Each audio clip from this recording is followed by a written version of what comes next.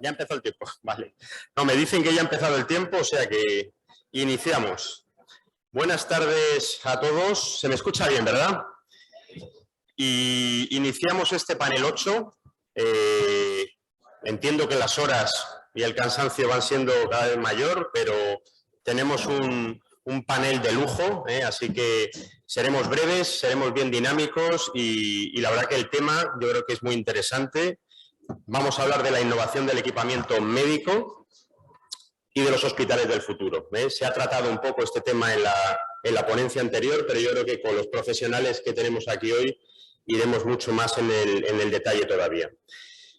Empiezo presentando a los ponentes, que como digo es un lujo, son profesionales sanitarios, referencias nacionales, la mayoría de ellos son todos referencias internacionales también, lo cual es un lujo tenerles hoy aquí. Y tenemos al doctor Carreras, que es jefe de servicio de medicina nuclear del Hospital Clínico de San Carlos. Buenas tardes, José Luis. Tenemos al doctor Vázquez, jefe del servicio de oncología radioterápica del Hospital Clínico de San Carlos de Madrid. Buenas tardes, Gonzalo. Tenemos al doctor Zarco, director médico del Hospital Universitario de la Moncloa. Buenas tardes, Carlos. Tenemos al doctor Martí Bonmatí, director del área clínica de imagen médica en el Hospital Universitario y Politécnico de la Fe. Buenas tardes, Luis. Y tenemos también al doctor Fondevila, que es el jefe de servicio de cirugía general del Hospital Universitario de La Paz. Buenas tardes también, Constantino. Buenas tardes. Y bueno, yo muy brevemente también, yo trabajo en Bayer, alguno me ha preguntado, bueno, pero Bayer hace medicamentos, hace aspirinas, no sé, ¿qué tiene esto que ver aquí? Bueno, nosotros también contribuimos, también tenemos equipamientos de alta tecnología, sistemas digitales de inyección de contraste y aparte yo tengo un rol que me afecta bastante, que es el de presidente de la Federación Española de Tecnología Sanitaria en el sector de tecnología, de alta tecnología y sistemas de información clínica, con lo cual todos los planes que habéis visto que se han presentado hoy, bueno, pues nos tocan de manera muy directa. Hoy hemos comentado, ya se ha tratado diversos temas dentro del tema de la transformación de la sanidad, hemos hablado de retos en la innovación, hemos hablado de retos en la financiación, hemos hablado de retos en la recogida de datos, retos en la infraestructura, y también de grandes oportunidades. Tenemos las oportunidades de los fondos europeos y de los planes de inversión y de renovación tecnológica. Entonces, sin más, yo quería ya, aprovechando un poco, ¿no?, la coyuntura de la charla anterior, hacer una pregunta que se vamos a hacer al doctor Zarco, como director médico, que sería, bueno, si están realmente las infraestructuras de los hospitales preparadas para esto que hemos comentado hoy varias veces, ¿no? La sanidad 4.0, si realmente tienen los equipos necesarios y qué necesitaría tener realmente un hospital en 10 años. No está mal la pregunta para empezar.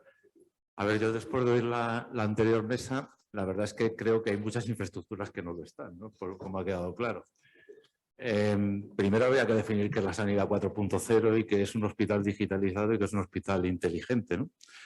Y yo creo que la medicina, cuando hablábamos de si está o no está, yo creo que hay hospitales recientes que pueden estarlo y hay hospitales que claramente no lo están. Y ellos mismos han hablado, nuestros compañeros del panel anterior, ¿no? Yo creo que si hay una instalación que se queda obsoleta con una rapidez inmensa, es un hospital. Y quizá una de las reflexiones cuando hablábamos el otro día que yo me hacía es que a lo mejor estamos planeando hospitales con criterios antiguos. Es decir, ahora lo que oía anterior es una reacción absoluta a una pandemia. A lo mejor, es decir, tenemos que tener consultas externas muy grandes cuando hay videoconsultas, teleconsultas, se van a quitar muchas primeras y muchas sucesivas, va a haber muchas aplicaciones que desde casa te van a monitorizar. Bueno, pues es verdad que tendrá que ser escalable tanto para arriba como para abajo en un porcentaje que sea sostenible, pero no es menos cierto que a lo mejor determinados servicios que se prestan hoy en el hospital se dejan de prestar. Y hay una cosa que es evidente, el hospital del futuro seguramente está en casa del paciente. Y nosotros nos vamos a ir pareciendo cada vez más a lo que se llaman contact points de Apple, que van a estar un ratito y se van a ir incluso a hacer posoperatorios a sitios que no son hospitales. ¿Eso cómo se ve en 10 años? Pues yo creo que lo que está claro es que tiene que haber un nodo de hospitales, un trabajo en red, que es lo que es el flujo normal del hospital, ¿no? No todos son hospitales de agudos, habrá hospitales de media estancia y de larga estancia, sobre todo por la cronificación de enfermedades, por el envejecimiento de la población, pero los hospitales de agudos vamos a ser muy diferentes, seguramente más pequeños. El valor de la cama, salvo pandemias, tiene un valor que cada día es menor en el día a día de un hospital general.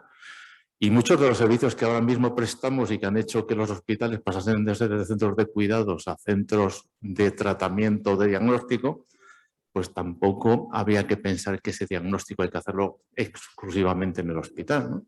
Porque lo pueden informar desde cualquier otra parte, telemedicina, teleconsulta. Si a eso le unes la potencia de los datos en la nube, el machine learning, la inteligencia artificial y la medicina predictiva, yo creo que en 10 o 15 años los hospitales tendrán que ser absolutamente distintos a lo que son ahora. Oye, aprovechando lo que comentabas, ¿no? Y para el doctor Martí Bonmatí, ¿algún tipo de equipamiento o de tecnología realmente suplantará, ¿no? Como estábamos escuchando antes, al profesional sanitario en algún ámbito? ¿Cómo ven, por ejemplo, lo que comentaba antes el doctor Zarco, ¿no? El tema de la inteligencia, no sé si me escucha, el tema de la inteligencia artificial, el tema del machine learning, el tema de la radiomics, de la radiómica. ¿Cómo ve el profesional? ¿Hay una resistencia? ¿Se cree que va a suplantar realmente? Bueno, gracias. Primero, enormemente agradecido de estar aquí en este foro, ¿no? Y a la Fundación. Y gracias también, David, por organizar todo esto, ¿no? Yo, si me permite ser disruptor, preferiría que la tecnología suplantara al paciente y no al profesional, que mejoraría mucho el sistema, ¿no? Pero además es cierto, yo creo que si desarrollamos tecnología, ¿no? Que nos permita tener este gemelo digital y de alguna forma conocer y controlar y monitorizar el estado de los pacientes y de sus procesos sin necesidad de que acuda a un hospital, ¿no? Si podemos a través de la computación, ¿no? Y la monitorización continua saber, ¿no? Cuáles son los riesgos, los estados, ¿no?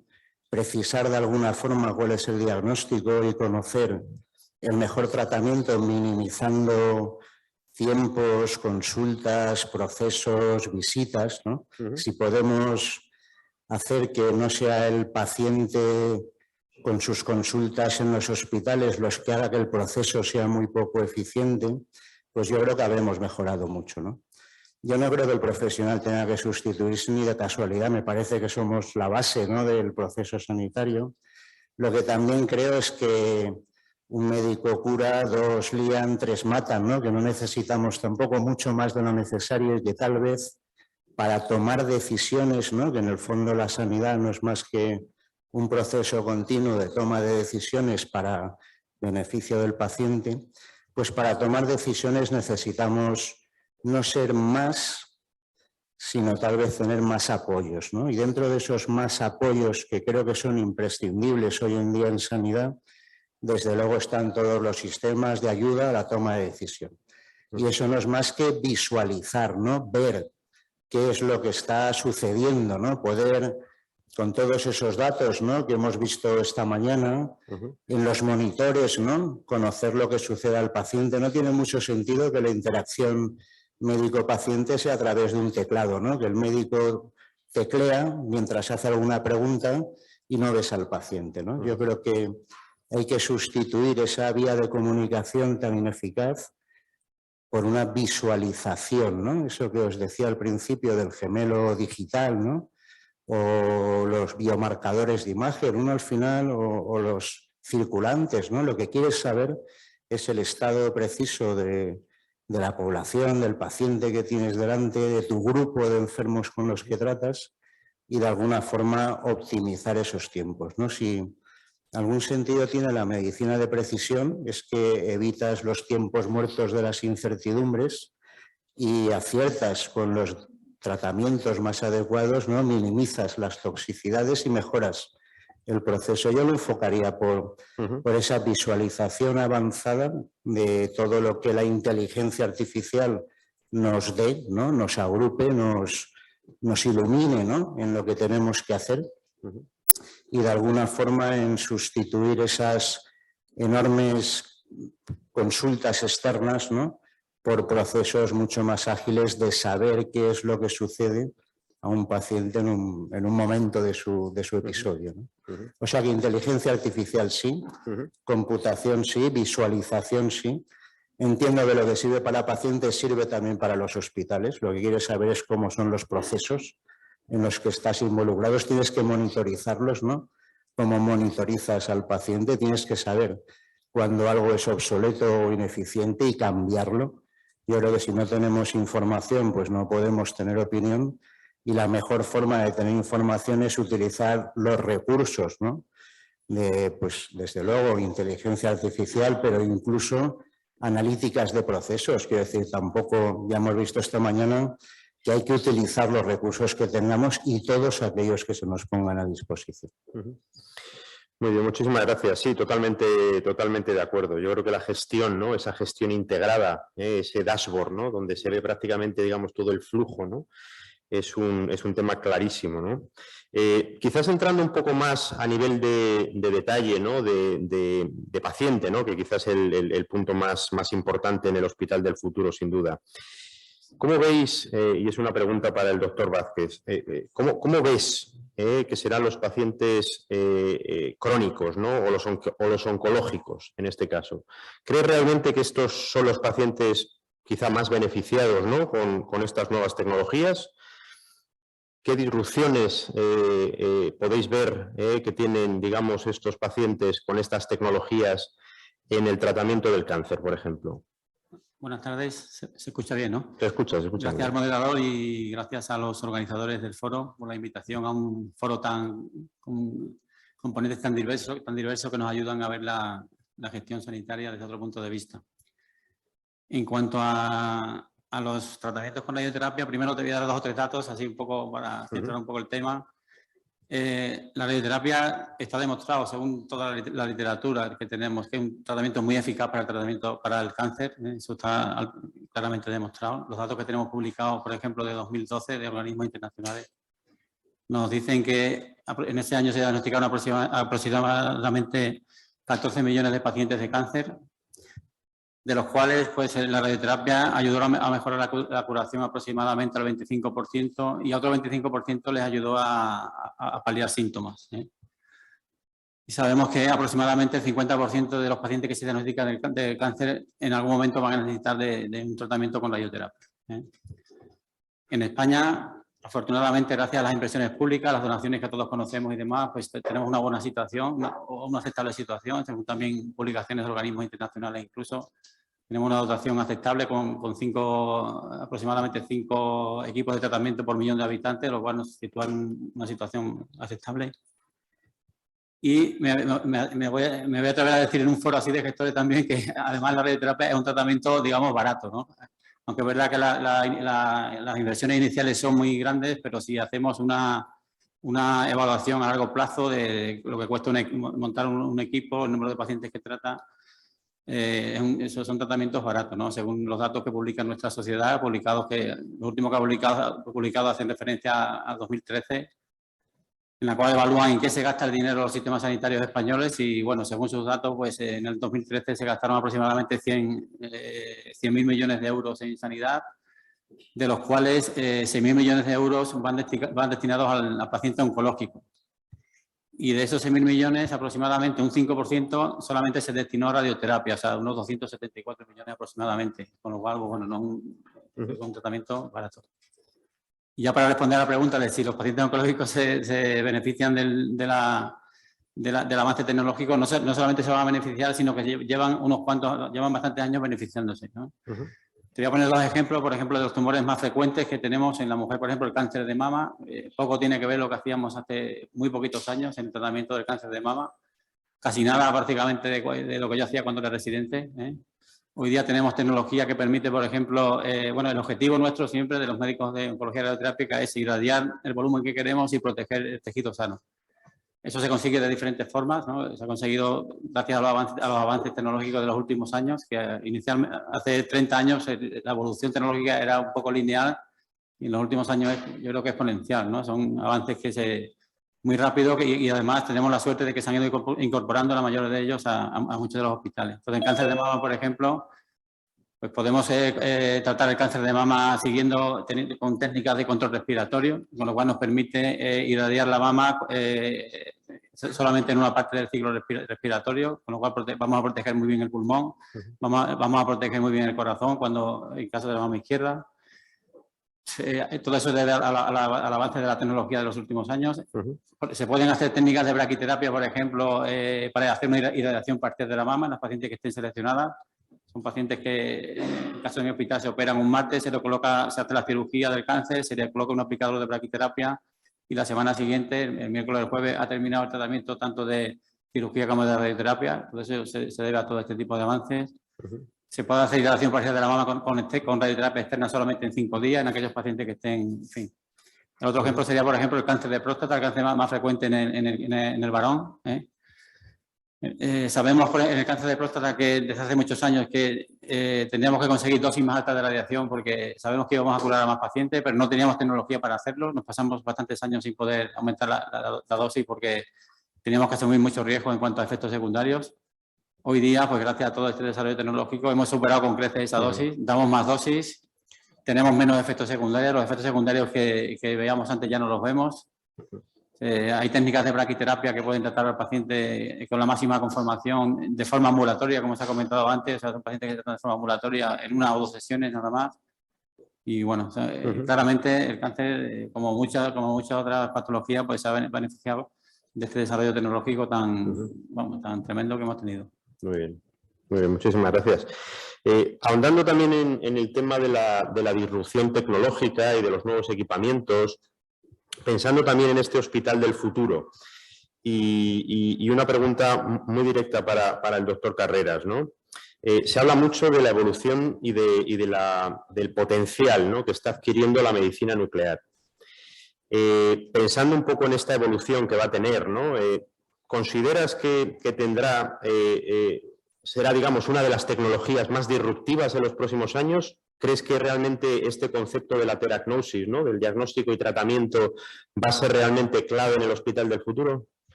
Sí, ¿se oye? Sí. Bueno, en primer lugar, muchas gracias a la Fundación Bamberg y a nuestro moderador por la presentación. La medicina nuclear utiliza moléculas marcadas con isótopos radiactivos en el diagnóstico y en la terapia. También se llaman radiofármacos y, por tanto, pertenece a la denominada medicina molecular. Cumple con todas las P's, es predictiva, preventiva, personalizada y de precisión. Entonces, la evolución de la medicina nuclear va por 2 caminos. Una parte por los equipos y otra parte por los radiofármacos. Por parte de los equipos, la innovación más disruptiva es la aparición de equipos rápidos, de PET sobre todo, que es la técnica reina de nuestra especialidad, PETs que permiten hacer estudios de cuerpo completo ya en medio minuto. Esto es que vamos a poder hacer imágenes de PET en vez de en 20-30 minutos que se hacen ahora, en medio minuto, es decir, incluso en apnea, sin movimiento.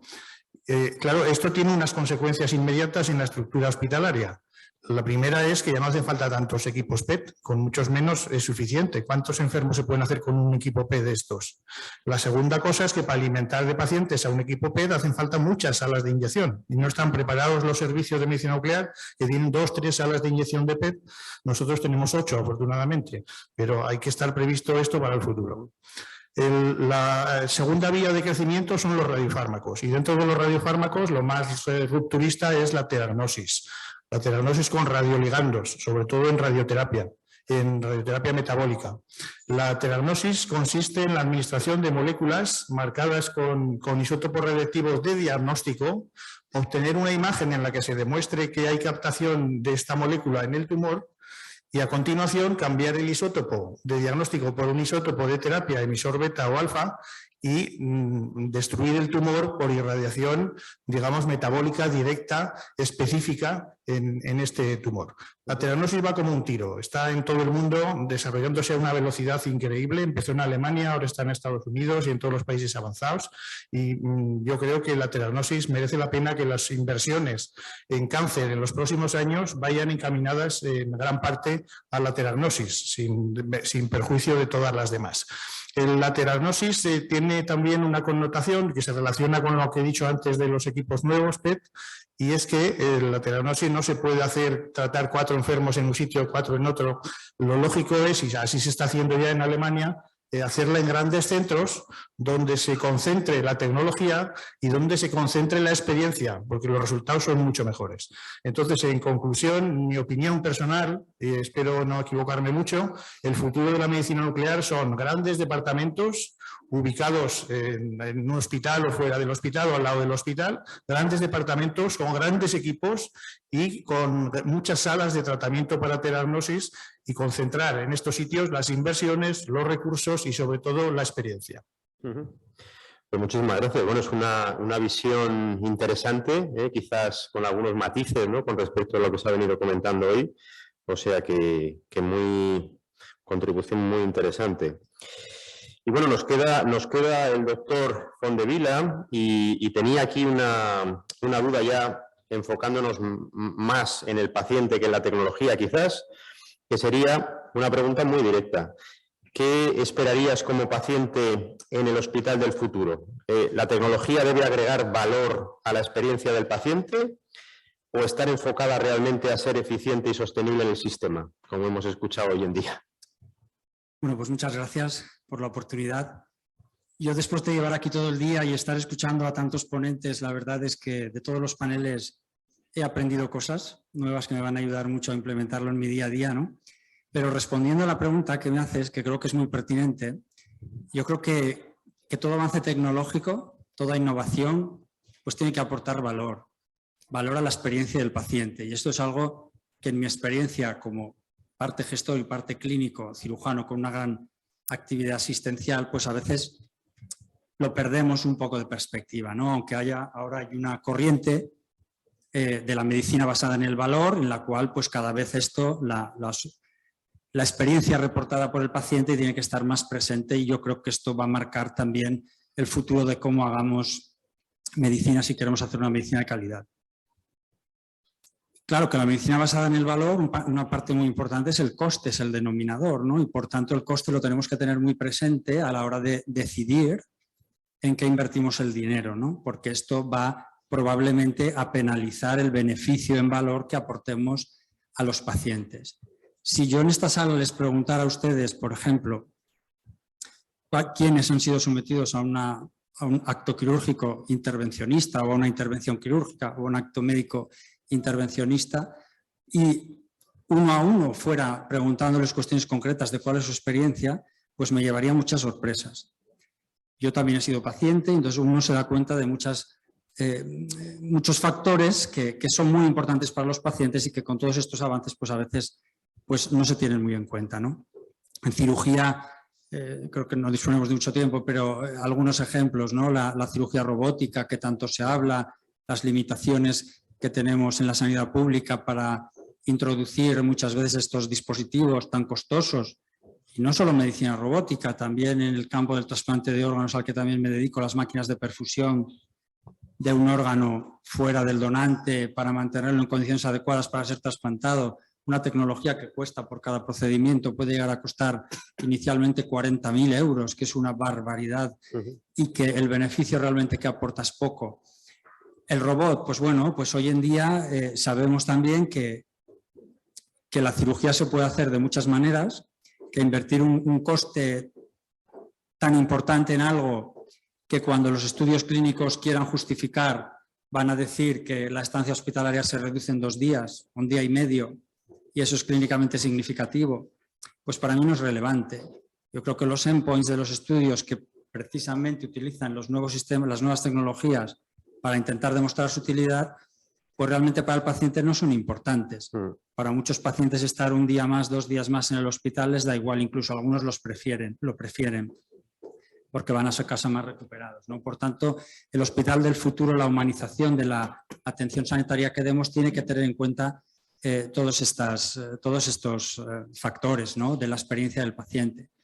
Les recomiendo que lean un libro que se titula Desmorir, que es un premio Pulitzer, muchos de ustedes estoy segurísimo que lo han leído, de una escritora norteamericana, Anne Boyer, que habla relata su experiencia después de ser sometida por un cáncer de mama a una mastectomía, cómo este procedimiento lo hacen de forma ambulatoria, tanto que hablamos, que a mí como jefe de servicio me dicen la ambulatorización de los procedimientos quirúrgicos, eso está en los contratos programa de la mayor parte de las comunidades autónomas, de las administraciones sanitarias, ¿no?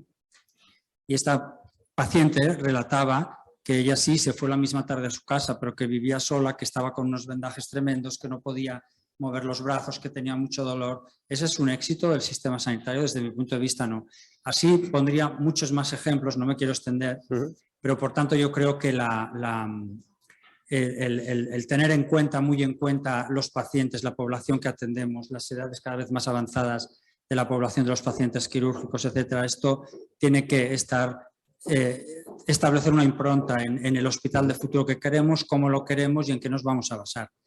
Y por último, aparte del coste, que se ha hablado aquí también algo por algunos otros ponentes previamente, la eficiencia energética, el impacto ecológico, el gas, la basura que generamos en los hospitales, en los ambientes quirúrgicos, muchos estudios del robot, por ejemplo, el gasto en electricidad, el impacto medioambiental que tienen, todos los materiales que utilizan, que además son fungibles, no inventariables, es decir, son de un solo uso, se desechan una vez utilizados.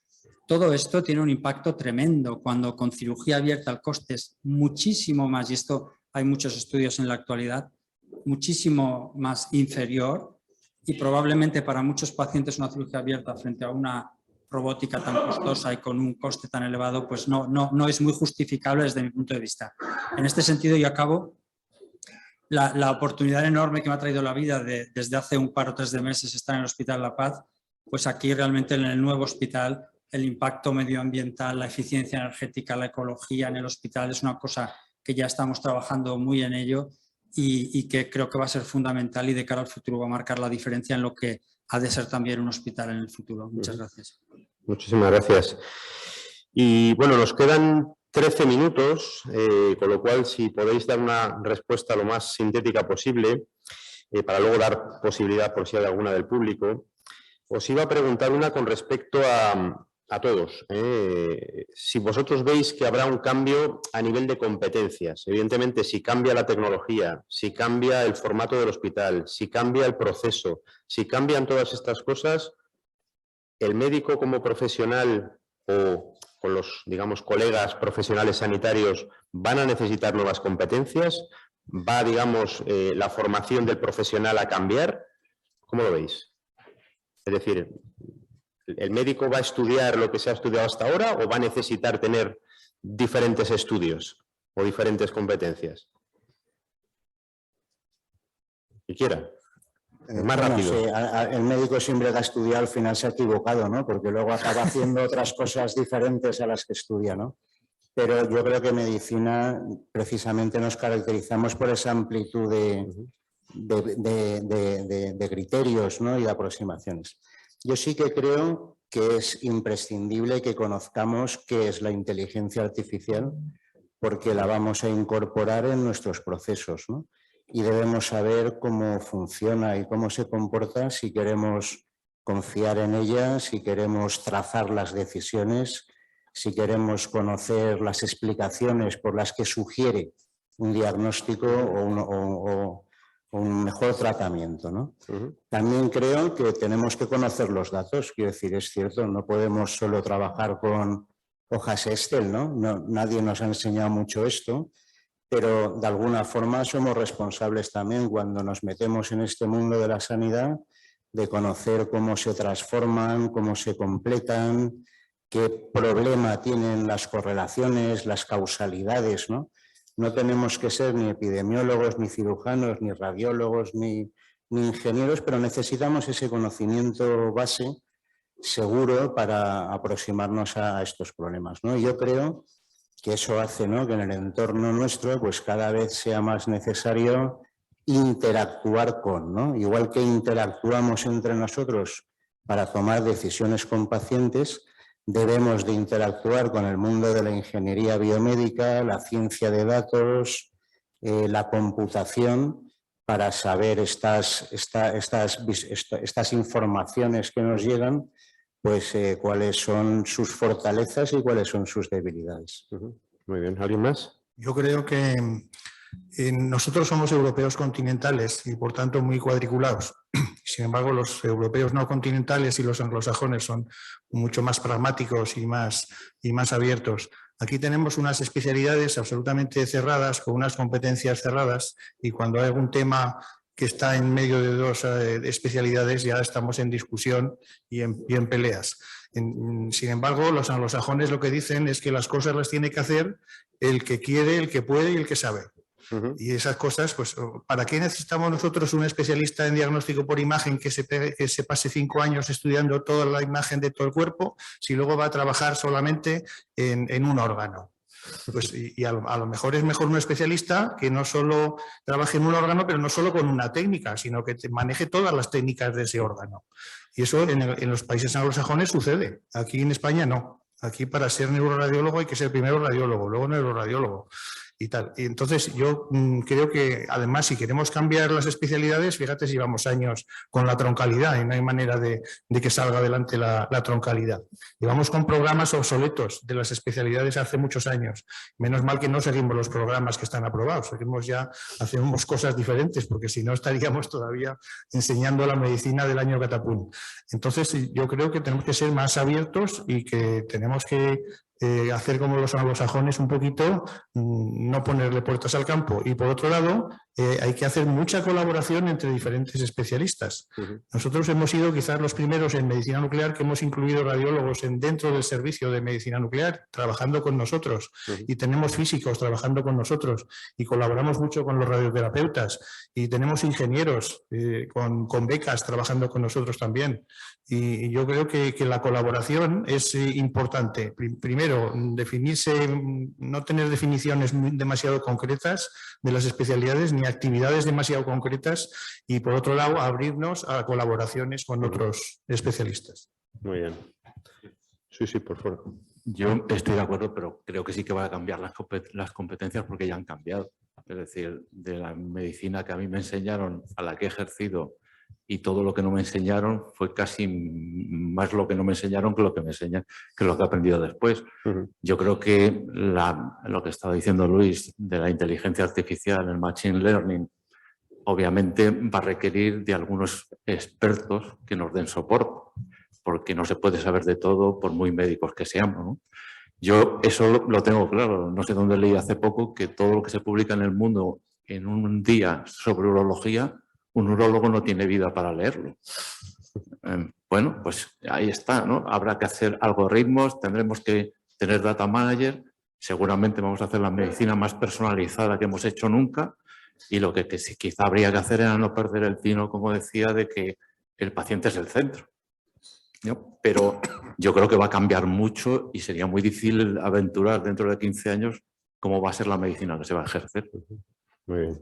Yo creo que estoy totalmente de acuerdo. Yo creo que la superespecialización tiene cosas beneficiosas, pero también cosas perjudiciales, ¿no? Por esa visión global que se debe tener de un paciente, que a veces en los grandes hospitales es un poco caótico cuando en el cuidado de un paciente participan múltiples profesionales y eso genera algo de caos. Por tanto, insistir en que los procesos tienen que estar muy claros y muy bien definidos para que eso no sea un caos.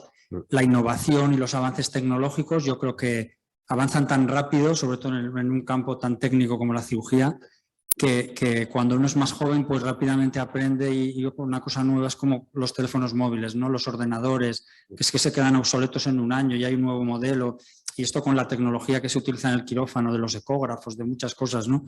Pues es una cosa que genera mucho estrés porque uno... Es muy difícil estar continuamente con esa renovación permanente y eso en los últimos años los avances se producen de forma muchísimo más, de forma exponencial en contraposición a hace 15, 20, 30 años, ¿no? O sea, el aspecto de un apoyo en los avances tecnológicos va a ser fundamental la implicación del profesional en la gestión sanitaria, al menos unos cuantos, al menos para ayudar a tomar decisiones de a qué se destinan los recursos y cómo, y eso es un poco complicado por lo que ya se comentaba en los paneles de esta mañana, ¿no? Especialmente en la sanidad pública, con la situación tan estricta de los contratos profesionales, de las categorías profesionales, etcétera, ¿no? Y el poco incentivo que tiene el estimular pues, esas medidas que al final beneficiarían mucho al sistema sanitario de ahorro, etcétera. Y luego, como digo, pues el ver cómo evoluciona, pues sí, con la inteligencia artificial, etcétera, nos ayudará muchísimo en la toma de decisiones y al final esto pues va a estar aquí, va a cambiar mucho la medicina que estamos haciendo también en 15, 20 años, porque sí que en cierto modo habrá una sustitución de muchas habilidades o capacidades que en el momento actual tiene el profesional sanitario por otras herramientas. Muy bien, muchísimas gracias. Estoy de acuerdo con lo que han dicho mis compañeros. En cuanto a la formación de los médicos en la universidad, pues yo incluiría más gestión. Los médicos no estamos formados en gestión, no sabemos cuánto cuestan las cosas, ni en la universidad, ni durante la residencia. Yo creo que es un punto ahí que tendríamos que mejorar. Y en cuanto a las tecnologías, pues bueno, estoy de acuerdo con ellos que no toda no la última tecnología ni cura más pacientes, ni no todo. La tecnología que se introduzca tiene que tener un valor, como ha dicho antes el compañero, porque no es necesario tratar a un paciente con la última tecnología, a lo mejor, porque no tiene ningún valor añadido a una mejora en cuanto a curación, a menos efectos secundarios y demás, no tiene mucho sentido. Y bueno, poco más. Bueno, pues muchísimas gracias. Nos quedan 3 minutos y medio, entonces tenemos tiempo para por lo menos hacer alguna pregunta, por si alguien se atreve. Me parece que aquí hay una pregunta. Levantar mejor la mano para que se os vea. Bueno, una pregunta más. Buenas tardes, mi nombre es Paloma Barja, he dicho antes que soy consultora farmacéutica y que además también soy gallega, que se me olvidó decirlo, con lo cual aprovecho ahora para decirlo. Bueno, yo quería preguntaros, habéis hablado de los hospitales, de cómo tienen que ser los equipamientos que tengan esos hospitales del futuro, si son grandes, pequeños o no. Pero yo con lo que sí que me quedo es con que el hospital del futuro probablemente sean nuestras propias casas. ¿Os imagináis que se construyan las casas igual que ahora hay neveras que tienen pantallas que te dicen si te falta leche, huevos o lo que sea? Pues una pantalla que por la mañana te vayas a lavar la cara y te haga un screening total de tus constantes vitales o incluso una radiografía para ver si tienes mucha tos, si tienes una neumonía, algo así, y que automáticamente todo eso vaya al centro de, a vosotros, a los médicos, para saber si esa persona tiene que ir realmente al hospital, al centro de salud o quedarse allí.